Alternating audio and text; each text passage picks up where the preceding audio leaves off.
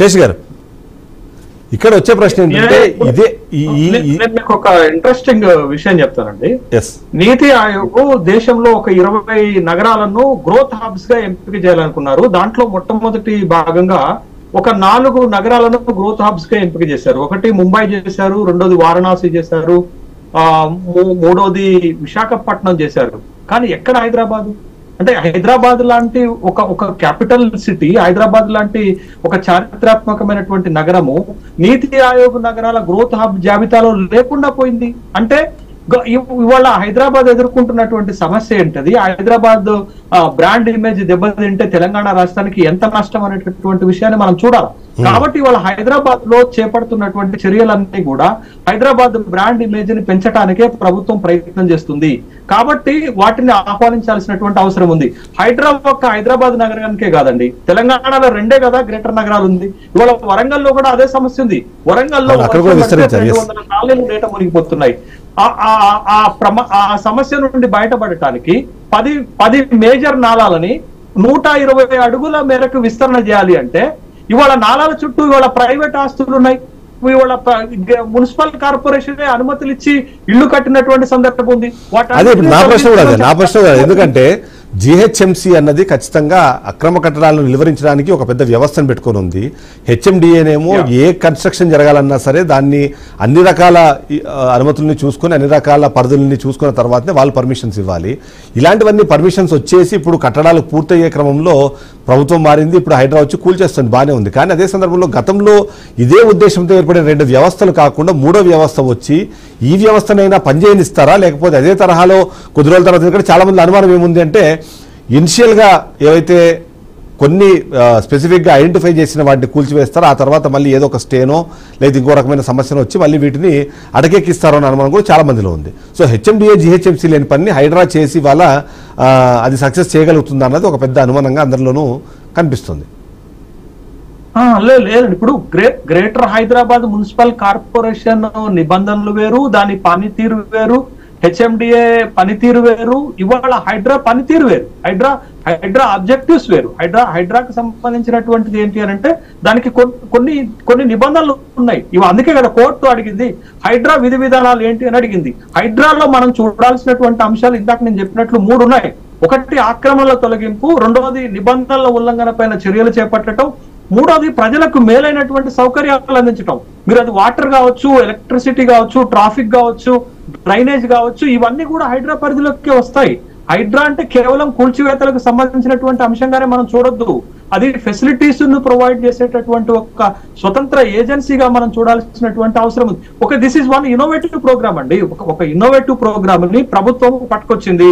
ఆ ప్రోగ్రామ్ ద్వారా Hyderabad brand image ని పెంచడానికి ప్రయత్నం చేస్తున్నటువంటి సందర్భంలో హైడ్రా కూల్చివేతల వల్ల నష్టం జరుగుతుంది అని అనుకున్నటువంటి వాళ్ళు సహజంగా విమర్శలు చేస్తారు, కోర్టుకు వెళ్తారు. బట్ కోర్టు సాధ్యాసాధ్యాలు ఏంటి, దీంట్లో వాస్తవాలు ఏంటి అనేటటువంటి విషయాలను కూడా పరిశీలన చేస్తుంది. మీరు ఇక్కడ ఒక అంశాన్ని గమనించాల్సింది ఏంటంటే ఇవాళ తెలంగాణ హైకోర్టు హైడ్రాను అభినందించింది, హైడ్రా చర్యలను అభినందించింది. ఎక్కడ కూడా ఇన్స్టాలేషన్ చేయలేదు, గో హెడ్ అని చెప్పింది.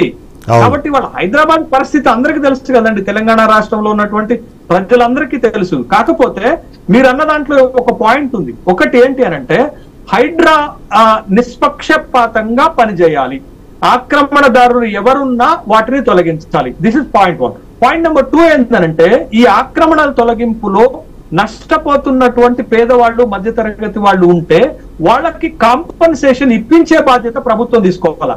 అది బిల్డర్ నుండా లేకపోతే ఇంకా దాని నుండి ఎవరైతే దానికి బాధ్యులో వాళ్ళ నుంచి కాంపన్సేషన్ ఇప్పించేటటువంటి బాధ్యత ప్రభుత్వం తీసుకోవాలి. తీసుకుంటేనే అప్పుడు సక్సెస్ఫుల్ గా ఇట్లాంటి ఒక ఇన్నోవేటివ్ ప్రోగ్రామ్ ని ప్రభుత్వం కంప్లీట్ చేయగలుగుతుంది. లేకపోతే అన్ని కోర్టు కేసులు ఉన్నటువంటి సందర్భంలో కోర్టుకు వెళ్లి ఆపుతున్నటువంటి సందర్భంలో హైడ్రా ముందుకు వెళ్ళదు కదా. కాబట్టి హైడ్రా అనేది ఒక సక్సెస్ఫుల్ ప్రోగ్రామ్ గా ఉండాలి అంటే మీరు చెప్తున్నట్లు ఎవరైతే నష్టపోతున్నారో ఆ నష్టపోతున్నటువంటి వాళ్ళకి పరిహారం ఇప్పించేటటువంటి బాధ్యత ప్రభుత్వం తీసుకోవాలి. ప్రభుత్వం ఇవ్వకపోయినా తర్వాత నిష్పక్షపాతంగా ఈ చర్యలను చేపట్టాల్సినటువంటి బాధ్యత ప్రభుత్వం పైన ఉంది. అట్లా తీసుకుంటే హైడ్రాకి మంచి పేరు వస్తుంది, ప్రభుత్వానికి మంచి పేరు వస్తుంది, హైదరాబాద్ ఇమేజ్ కూడా పెరుగుతుంది, హైదరాబాద్ సమస్యలు కూడా తొలగిపోయేటటువంటి అవకాశం ఉంటుంది. కాబట్టి ఖచ్చితంగా ఈ వ్యవస్థ కొనసాగాలి. ఇది హైదరాబాద్ కు మాత్రమే పరిమితం కాకుండా మిగతా నగరాలకు కూడా దీన్ని విస్తరించాలి. మరి ముఖ్యంగా వరంగల్ లాంటి నగరానికి కూడా హైడ్రా లాంటి ఒక సిస్టాన్ని తీసుకొచ్చి వరంగల్ ఎదుర్కొంటున్నటువంటి సమస్యలకు కూడా ప్రభుత్వం పరిష్కారం చూపించాల్సినటువంటి బాధ్యత ఉందనేదే నా అభిప్రాయం. అందుకే నేను ఒక డిమాండ్ చేశాను, ముఖ్యమంత్రి గారికి లేఖ కూడా రాశాను. మీరు హైదరాబాద్ లో హైడ్రా లాంటి సిస్టమ్ తీసుకొచ్చారు, వరంగల్ కూడా అట్లాంటి సిస్టమ్ తీసుకురండి, వరంగల్ ఎదుర్కొంటున్నటువంటి సమస్యలకు కూడా ఒక పరిష్కారం చూపించండి. మీరు ఎప్పుడైతే హైదరాబాద్ పైన ప్రెజర్ ఉంటుందో హైదరాబాద్ డెవలప్ అవుతుంది. హైదరాబాద్ తో పాటు ఈ 2 టైర్ సిటీస్ వరంగల్ లాంటి సిటీస్ ను కూడా డెవలప్ చేస్తే హైదరాబాద్ పైన ప్రెజర్ తగ్గుతుంది. వరంగల్ కూడా కాదు, మొత్తం రాష్ట్ర వ్యాప్తంగా. ఎందుకంటే చాలా ఇప్పుడు అంటే ఇప్పుడు కరీంనగర్ లాంటి ప్రాంతాలు, లేకపోతే ఇప్పుడు సంగారెడ్డి లాంటి ప్రాంతాలు ఇప్పుడు బాగా డెవలప్ అవుతున్నాయి. అంటే హైదరాబాద్ నుంచి మీరు అన్నట్టుగా ఈ ప్రజలంతా సైడ్కి మొత్తం వెళ్తున్నప్పుడు కొత్త కొత్త నగరాలు పుట్టుకొస్తున్నాయి, లేకపోతే నగరాలని ఎక్స్టెన్షన్లు ఉన్నాయి. కాబట్టి ఎక్కడైనా ఒకటే ఫార్ములా ఉండాలన్నది అయితే అది అడగడంలో తప్పేం లేదనిపిస్తుంది. ఒక మాట, మనకి తెలంగాణకి ఆంధ్రప్రదేశ్ కున్న తేడా అదేనండి. ఆంధ్రప్రదేశ్ లో ఒక 10 నుండి 15 పట్టణాలు డెవలప్ అయినాయి, నగరాలు డెవలప్ అయినాయి. కానీ తెలంగాణలో ఎక్కడైనాయండి? తెలంగాణ వచ్చింది మీకు రెండే నగరాలు కనపడుతున్నాయి. ఒకటి హైదరాబాద్ కనపడుతుంది, రెండోది వరంగల్ కనపడుతుంది. ఇటీవల కాలంలో డెవలప్ అయినటువంటి ఒక కరీంనగర్, ఒక నిజామాబాద్, ఒక ఖమ్మం కనపడుతుంది. మిగతాదంతా ఎక్కడ కనపడుతుందండి మనకి? అందుకని సైమల్టేనియస్ గా మీరు నగరీకరణ గనక విస్తరణ చేసుకుంటూ పోతే హైదరాబాద్ పైన ప్రెజర్ తగ్గుతుంది. అప్పుడు మనకు హైదరాబాద్ ని ఇంకా పెద్ద ఎత్తున డెవలప్ చేసుకునేటటువంటి అవకాశం ఉంటుంది. కాబట్టి హైడ్రా లాంటి ఒక సిస్టమ్ కొనసాగాలి, అది నిష్పక్షపాతంగా పనిచేయాలి. దాని ద్వారా ఏదైనా పేదలకి మధ్యతరగతి వాళ్ళకి నష్టం జరిగితే ప్రభుత్వము ఆ కాంపన్సేషన్ ఇప్పించేటటువంటి బాధ్యత తీసుకుంటే సక్సెస్ఫుల్ ప్రోగ్రామ్ గానే నిలబడుతుంది. సహజంగా విమర్శించండి, ఏదైనా కొత్త ప్రాక్టీస్ వస్తే ఆ ప్రాక్టీస్ పైన రాజకీయ విమర్శలు వస్తాయి, దాన్ని పట్టించుకోవాల్సినటువంటి అవసరం లేదు. హైదరాబాద్ కు మంచి జరుగుతుంది అని అనుకున్నప్పుడు ప్రభుత్వం ముందుకెళ్లాల్సినటువంటి అవసరమే ఉంది. Final conclusion. ఇప్పుడు నాయకులు అనేవాడు ఆదర్శంగా ఉండాలండి. ఇప్పుడు నాయకుల్లో ఆదర్శం లోపిస్తే ప్రజలు కూడా యథా రాజా తథా ప్రజలు ఎక్కుంటారు. కాబట్టి ఇప్పుడు నేనేమంటున్నానంటే జన్వాడ ఫామ్ హౌస్ కట్టించి 1,00,000 చదరపు గజాల్లో కట్టారు. అక్కడ ఒక దగ్గరలో సమీపంలో చెరువుల్లోంచి పిరంగి కాలువ అని చెప్పి గండిపేటలో కలుస్తుంది. అసలు ఆ కాలువను మొత్తం కూడా మూసేసి జన్వాడ ఫామ్ హౌస్ నిర్మిస్తే దాని మీద చర్యలు కూడా తీసుకోలేదు. కాకపోతే ముందుకే భయాందోళనకు వెళ్ళి ఈ విధంగా నాయకులే దీన్ని అడ్డుకునే ప్రయత్నం అనేది చేయొద్దండి. ప్రతిపక్షాలు అనేవి నిర్మాణాత్మకంగా ప్రభుత్వానికి సూచనలు చేయాలి. ఇది కాంగ్రెస్ ఉన్నదా, బీజేపీ ఉన్నదా, ఇంకెవరున్నా సరే పారదర్శకంగా హైడ్రా అనేది పనిచేయాలి. మీరు అన్నట్టుగా హైదరాబాద్ ని రక్షించే ప్రయత్నం చేస్తారు, చాలా మంచి ప్రయత్నం అది. దాన్ని కోర్టు కూడా ఇవాళ సమర్థించింది. చెప్పిన ఒకటి ఏంటంటే మీరు యాజ్ పర్ రూల్స్ వెళ్ళండి, అగేన్స్ట్ రూల్స్ వెళ్ళకండి. మీరు ఏదైతే ఉందో వాళ్ళకి నోటీసులు ఇచ్చి చేయండి అన్నారు, చాలా మంచిది అది. అదే సందర్భంలో హైదరాబాద్తో పాటు వరంగల్ లాంటి నగరాలు, లేకపోతే డెవలప్ అవ్వాలనుకుంటున్న కరీంనగర్, నిజామాబాద్, ఖమ్మం లాంటి నగరాల్లో కూడా ఇలాంటి దాన్ని ఇంప్లిమెంట్ చేయండి అన్నదైతే ఒక రిక్వెస్ట్గా కనిపిస్తుంది. సో దాని గురించి మీరు ప్రభుత్వానికి ఏమైనా సలహా ఇస్తారా, లేకపోతే ఈ విషయాన్ని వాళ్ళకి చెప్తారా? తప్పకుండా. ఇక్కడ జరిగిన కూల్చివేతల్లో కూడా అన్ని కూడా సక్రమంగా జరిగినాయి. ఎక్కడ కూడా ఒక్క రాత్రి ఆలోచన రాంగులను వెళ్లి కూలగొట్టలే.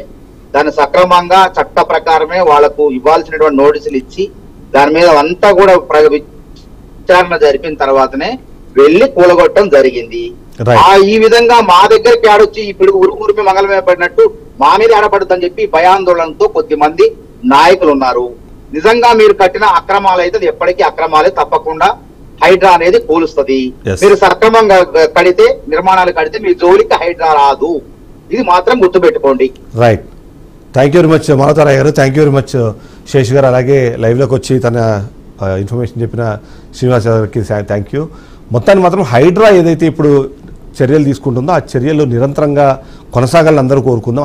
అదే సందర్భంలో హైదరాబాద్ నగరానికి సంబంధించి మనం ఓవైపు గ్లోబల్ సిటీ అని మాట్లాడుతున్నాము, కానీ అదే సందర్భంలో చిన్నపాటి వర్షాలు పడితే ఇది మహానగరం కాదు, ఇది ఒక మహాసాగరం లాగా మారిపోతుంది అంటూ విమర్శిస్తున్నాం. ఈ విమర్శలు పోవాలంటే మాత్రం ఖచ్చితంగా కఠినమైన చర్యలు అయితే అవసరం అన్నదైతే మనకు చాలా క్లియర్గా అర్థమవుతుంది. ఆ సందర్భంలో హైడ్రా తీసుకుంటున్న చర్యలను మనం సమర్థిద్దాం. బట్ అదే సందర్భంలో పేద మధ్యతరగతి కుటుంబంకి సంబంధించిన వాళ్ళు ఎవరైనా సరే సొంత ఇంటి కలతోనో ఆశతోనో తక్కువ రేటుకు వస్తుందనో ఇలాంటి ఎఫ్టీఎల్లో నిర్మించిన బిల్డింగుల్లో ఒకవేళ కొన్నా లేకపోతే దానివల్ల ఏదైనా నష్టపోయినా సరే దాన్ని కంపల్సరీ ప్రభుత్వం ఎవరైతే తప్పు చేశారో వాళ్ళని శిక్షించాలనే ఉద్దేశంతో ముందుకెళ్తుంది. కాబట్టి ఎవరైతే ఇలా తెలియకుండా ఈ రొచ్చులో పడ్డారో వాళ్ళకి కంపల్సరీ కంపెన్సేషన్ ఇప్పించాలి. ఆ బాధ్యతను గవర్నమెంట్ తీసుకోవాలని కోరుకుంటాం. అదే సందర్భంలో హైదరాబాదే కాదు, కొత్తగా నిర్మితమవుతున్న నగరాలు, నిర్మాణం చేయాలనుకున్న నగరాలని కూడా ఒక ప్లాన్డ్ సిటీస్గా ఒకవేళ డెవలప్ చేయాలంటే మాత్రం ఈ నిర్ణయాలు, ఈ నిబంధనలు కఠినంగా ఉండాల్సిందే అన్నది అయితే ఖచ్చితంగా మనం కూడా అనుకుంటున్నాము. ఇది జరగాలని కూడా మనం ఆశిద్దాం. ఇది వాళ్ళ షో. రేపటి షోతో మళ్ళీ కలుద్దాం. Stay tune to BRK news.